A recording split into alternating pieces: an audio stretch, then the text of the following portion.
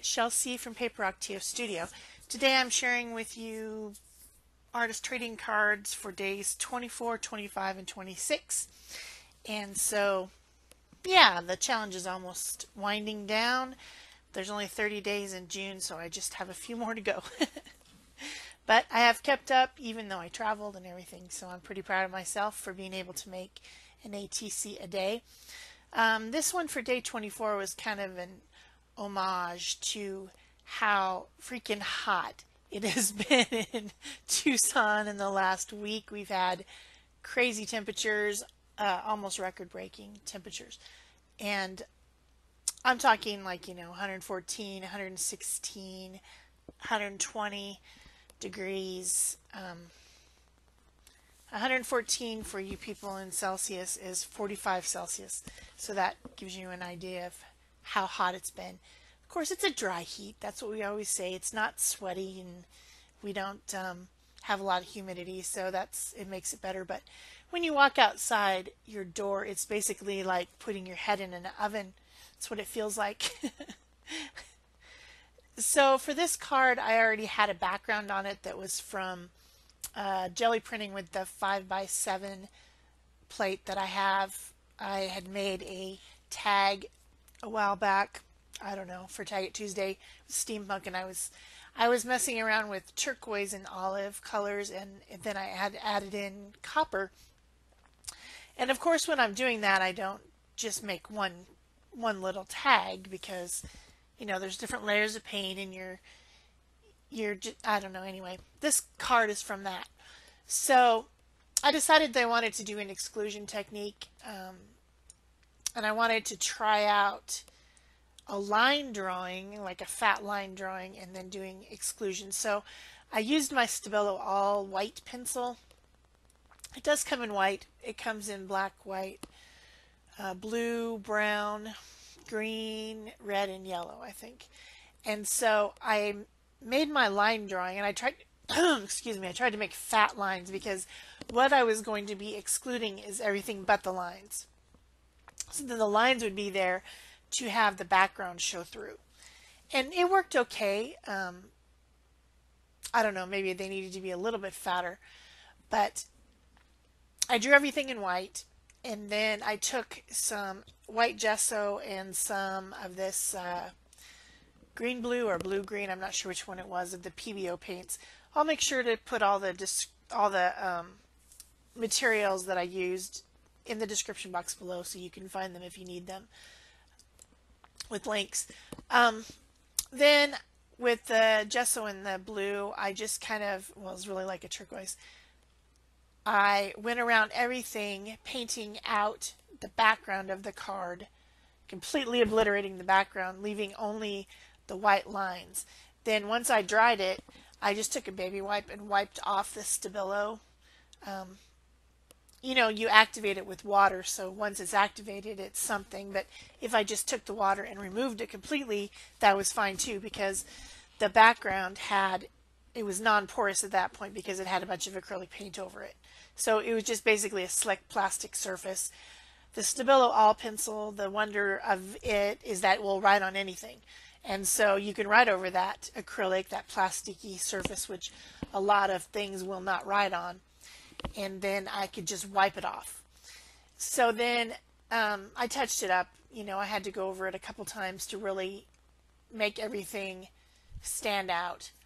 And then I even filled in the background after I was done with using my finger and a little bit of that teal, turquoise, whatever, shimmery paint to make a pretty background. Then I thought the background needed a little bit more movement, so I went ahead and used my leftover white and a small, I think it was a brush cover, like a plastic brush cover at one point. But it's just one of the things on my desk that I make marks with, and it makes small round circles. I did that. I used some of the blue-green or green-blue paint and did some splatters. Then after that was all dry, I have this bottle of copper glitter that I found at Tuesday morning. And I used some of that on the little abstract sunshine that I made. This card's very southwestern looking. We see a lot of these type of drawings around, or made into metal sculptures and things like that, with that kind of an odd shaped representation of the sun. And of course the saguaro cactus, iconic for where I live because it doesn't grow anywhere else, just in the Sonoran Desert. So you'd be surprised if you've never seen one how tall they are. They're actually like trees. They're very, very tall, but it doesn't really come across when you see them in a picture or a video how tall they are. So then I used some of the PBO iridescent copper paint, and I colored up these little stick-on chipboard letters. I managed to spill them all over the floor, and I still haven't picked them up. Just all over the floor. I need a better storage system for things like this. And I bought a plastic container at Walmart that has all these different sections. I think it's for sorting beads or something. And my big plan is that I'm going to sort any type of letters that I have. I'm going to sort them out and put them in A, B, C. You know, it's going to be great. I think I've had that container for 6 months. I still haven't sorted them out. So you can tell it's not going to happen anytime soon. So once those were stuck on, they have adhesive on the back, peel and stick. Then I added a little bit of glitter to them, and that ATC was done. Hot, hot, hot, caliente. So for my next one, the background that I used is an ATC where I had scraped off the excess gesso and paint off of my palette. I don't like to waste the paint. And I also don't like to wash it down my sink because it can clog up the sink. So I usually scrape it off onto something, whether it's my under paper and then I use that for collage, or maybe a tag or something like that. And so this background is actually just a credit card or something that I use and just scraped off the excess paint off my palette and onto paper and let it dry. One of my people who comments on my videos asked me to make sunflower. So I'm just going to use some acrylic paints and paint. So I started with my drafting pencil. That's the Graph Gear 1000 0.05 with soft graphite in it. And made a little sketch onto my background. And then I'm simply doing an acrylic painting. Nothing fancy, no bells and whistles. And I'm using the Decoart Media Fluid paints. I like to paint with these. They're not the heavy bodies. I don't have to really mix them with water or anything to get the consistency that I prefer. It is absolutely 100% a preference thing. And they kind of look like they might be craft paints because of the bottles, but they're not. They're professional quality, highly pigmented paints. So I don't have any trouble with the thickness. I don't have any trouble with the amount of pigment load that they have.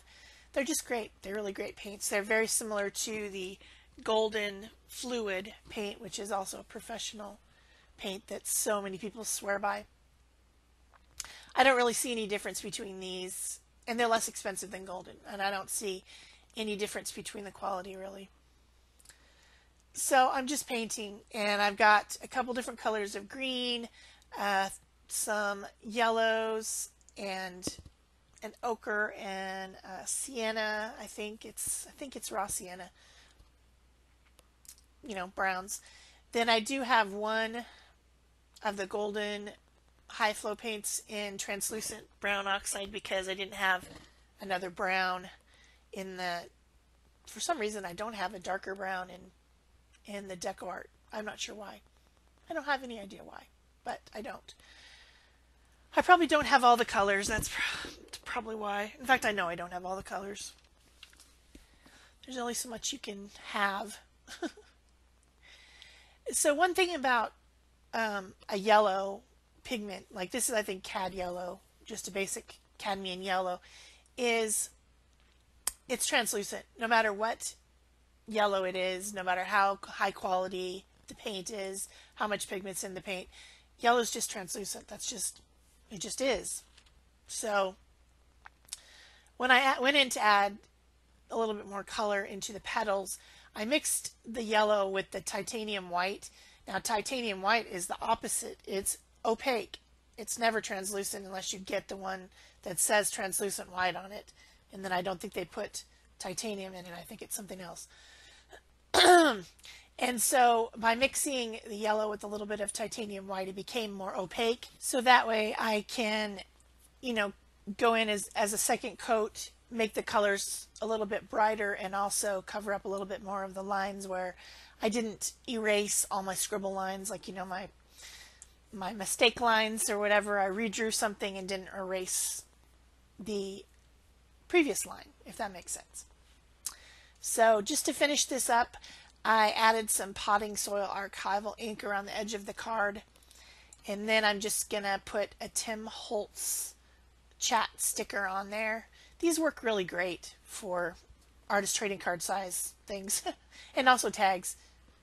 I'm really enjoying them, but I need more phrases.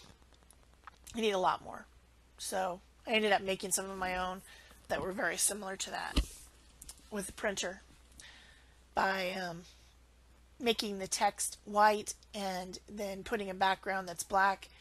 It makes a similar look to that.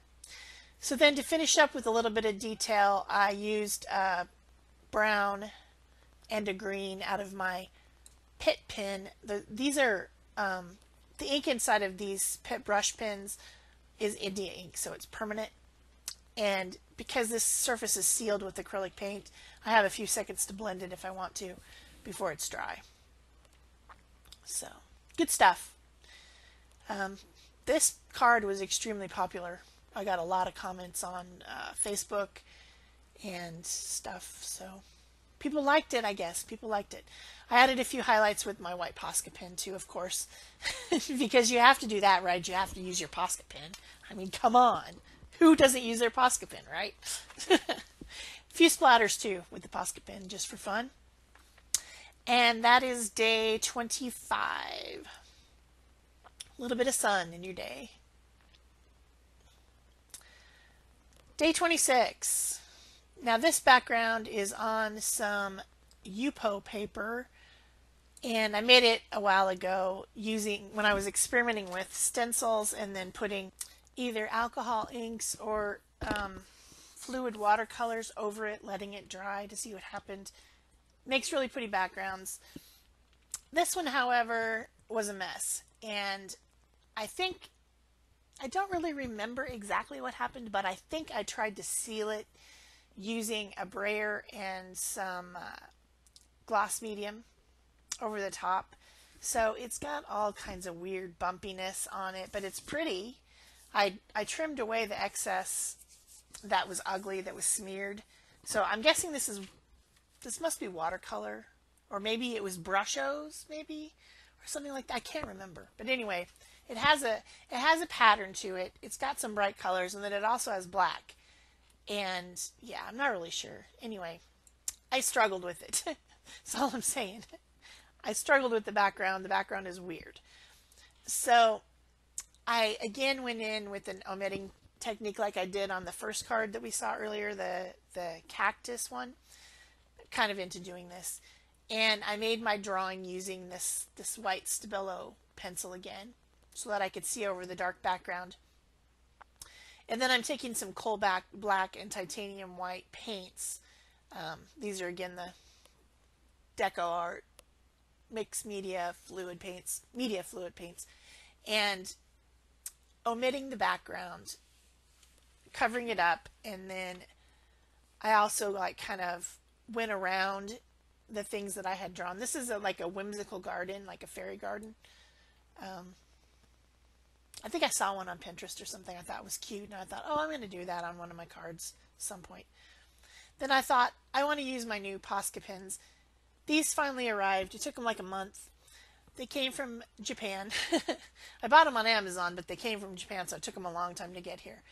And they're the ones that are called Natural, which I'm not really sure why the set's called that, but I'm a complete fan of Posca pens, so I wanted them, and they finally arrived. They're kind of pastels, sort of. And this is the first time I've really used them. You can see me starting some of them because they haven't been used. Now, Posca pens are opaque, right? Posca pens write over anything. They write over acrylic, they write over watercolor, whatever. They're permanent when dry. They're like, you know, they're my perfect pen. Right? Right. But for some reason, which I cannot explain, they kept beating up and then separating. I think it must be because of the gloss medium, which is what I think I used over the top of this card to try to seal it. It's been too long for me to remember what it was, but it's Yupo paper, which is kind of weird paper anyway. And then it's got gloss medium over the top of the color. And so the patterning, this kind of raised from the stencil, kept splitting the Posca pen, making it grainy. I don't know. It was weird. I've never had this happen with a Posca pen ever. So I kept going back over it. I kept adding in the details again. Also using my black and white fine tips and then these new colors. I'm sure it's not the pens. It's not the pens. It's this weird surface that was challenging me. It was challenging me. I wanted it to be a certain way. It didn't want to be that way. It said, no, I'm not going to do it. I said, yes, you are. It said, no, it's not. You know, like that. Like a toddler. This card is a toddler. So I'm happy with the way it turned out. It's not exactly perfect to what I thought I was going to get, but it's pretty. So I'm not going to worry about it. But it was a challenge. Just saying. It was a challenge.